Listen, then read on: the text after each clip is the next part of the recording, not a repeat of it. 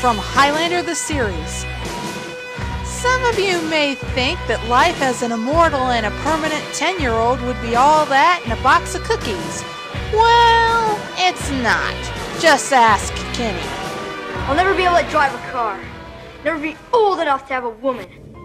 Then there's the whole kill or be killed lifestyle of an immortal. See, immortals can only die by decapitation, and when one immortal kills another, he or she absorbs the power and knowledge of his/her victim. And since most immortals are bigger and stronger than Kenny, his survivability odds in a fair fight are pretty much zero. It's easy to feel sorry for him, despite the fact that he whines all the time about how bad he's got it, but don't waste any sympathy on him. Other mortals have taken Kenny in and tried to protect him, only to discover that he's a manipulative, murdering little creep. He pretends to be this helpless little lamb to get people to help him, but it's all an act to get their power. People let their guard down. That's it. Everyone who's taken Kenny in has one thing in common. They're dead. Kenny believes that he can only rely on himself. Everyone else will either betray him or let him down. So he decides to look out only for number one and make himself more powerful so he can continue surviving. He even plots to hack off Amanda's head, and she was his teacher. And it's not just immortals he'll bump off. He'll kill anybody to get what he wants. Bottom line, don't fall for Kenny's act just because he looks like a sweet little kid. You either take him dead seriously or you will be seriously dead. In the end, there can be only one. It might as well be me.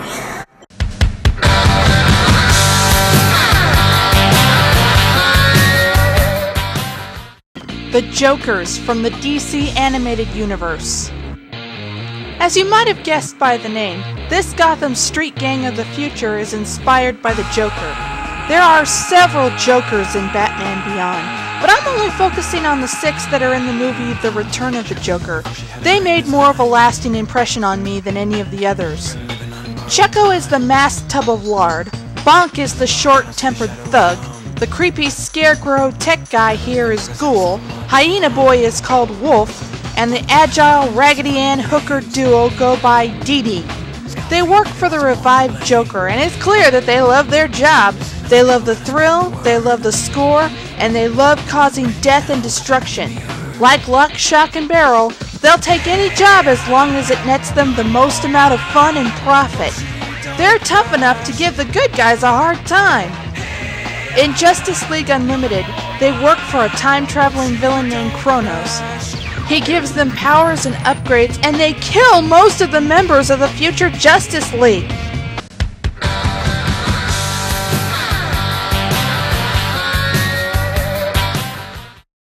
Future Androids 17 and 18 from Dragon Ball Z.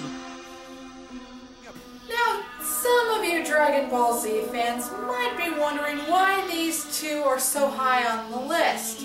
After all, 17 and 18 turn good later on in DBZ. My reply to that is this. That happened in the main timeline of Dragon Ball Z. The two I'm going to talk about come from the nightmarish alternate future, where they basically create hell on Earth. Don't you just love the complicated plot twists that are the norm in sci-fi? Anyway, 17 and 18 were two normal teenagers until they were kidnapped by evil mad scientist Dr. Gero and changed into cyborgs. They're cyborgs, why call them androids?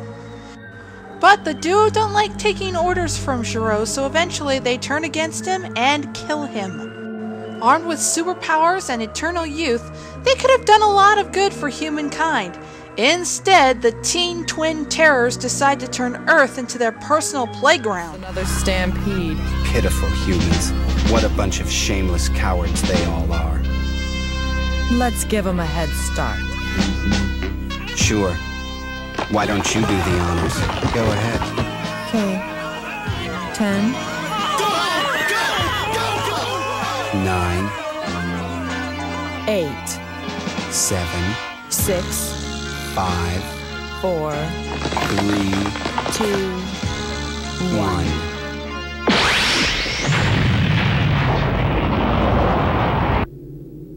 I'm glad you came, though. Yeah, this is perfect. You can be our tiebreaker. The first one to kill him wins. One by one, they kill each of Earth's defenders, save for two, Gohan and Trunks. And all too soon, they gang up on Gohan and end him too. These two are cold and ruthless. They take what they want without the slightest pang of remorse. They kill and terrorize without mercy, making the entire world feel helpless and trapped, and all in the name of fun.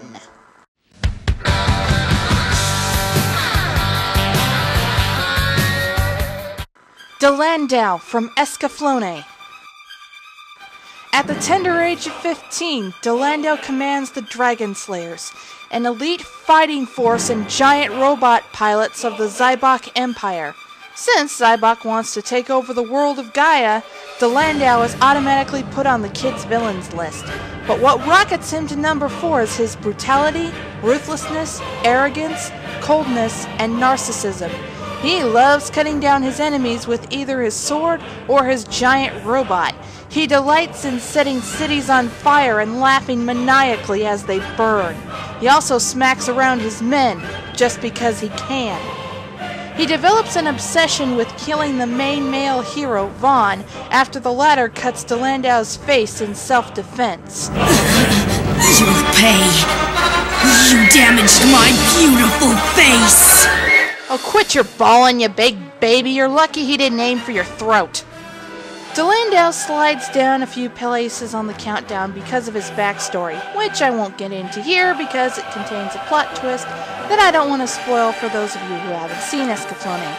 Let's just say that, as a small child, this kid went through the kind of hell that would make anyone a touch psychotic.